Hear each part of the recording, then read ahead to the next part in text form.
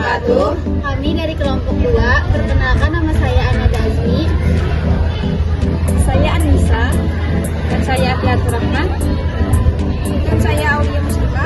Dan saya Aulia Saputri. Dan saya Aziza. Dan saya Daratul Nikmah.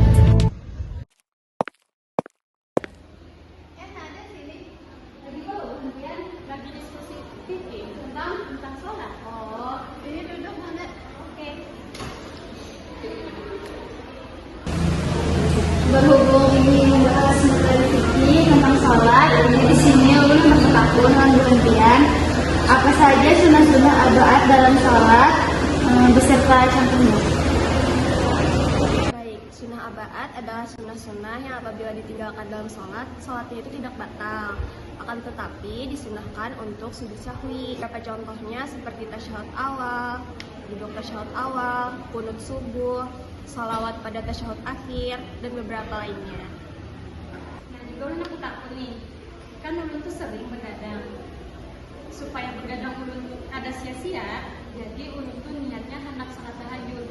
Tapi sepengetahuan ulun, sholat tahajud itu harus dilakukan setelah tidur. Pertanyaan ulun, boleh kada yo sholat tahajud tapi tanpa tidur terlebih dahulu? Gimana tuh kira-kira? Boleh nggak? Ulun izin menjawab. Sepengetahuan ulun boleh aja, cuman itu tidak disebut dengan tahajud, tapi disebut dengan sholat malam, qiyamul lail, gitu. Iya. Oh, berarti boleh. Tapi disebutnya Sholat malam. Itu kalau orang-orang bilangnya sahih boleh. Biasanya kan kalau jadi gini, kalau dari pendapat kan dia ada mazhab yang berbeda-beda ya. Ada yang dia membolehkan, ada yang tidak. Jadi harus tidur dulu, ada yang dia bangun dulu baru bisa disebut sebagai tahajud. Tapi kalau dari asma sendiri, tahajud itu adalah sholat yang dilakukan setelah bangun tidur.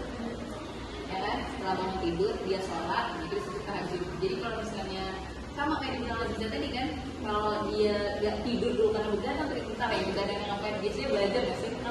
Nah, belajar itu nggak bukan sesuatu yang tidak bermanfaat gitu kan. Nah, kalau misalnya kayak gitu, supaya mengantisipasi nih, tapi mengantisipasinya ini kalau misalnya harusnya itu tidur lagi memang, tidur dulu sebentar, hatta 5 menit lah, kalau 5 menit bangun sholat tahajud. Tapi kalau misalnya emang kita takut banget akan lost gitu, jadi nggak bakal bangunnya subuh mentok banget dari sholat, nah boleh sholat boleh, itu sebutnya sahih boleh, itu bisa aja.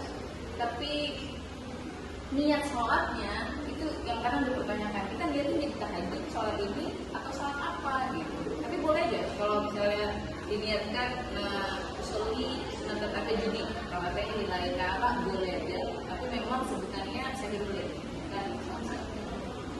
Oke gitu aja. Benar aja. Terus tadi yang tadi qiyamul lail itu Qiyamul itu bangun malam artinya. Qiyam bangun, lail malam. Jadi qiyamul itu biasanya dipakai orang yang sholat setelah bangun dari tidur. Kalau sahirul lail, sahir itu artinya dia yang memperpanjang malamnya, dia nggak tidur. Terus kemudian ini gitu ya. Nah, mau lebih gitu ya. Nah, ulun mau tanya juga nih sama pian-pian, misalkan di acara pernikahan itu kan si pengantinnya ini tuh sibuk banget dari pagi sampai malam karena tamu itu datang terus sama jadwalnya padat. Nah, jadi pertanyaan ulun, apakah boleh pengantin ini mengqadha sholat pada saat setelah acara selesai? Terus emang ada ya pengantin dari pagi sampai malam? Kan ada kayak Madura, Jawa, Bugis, acaranya dari pagi sampai malam. Terus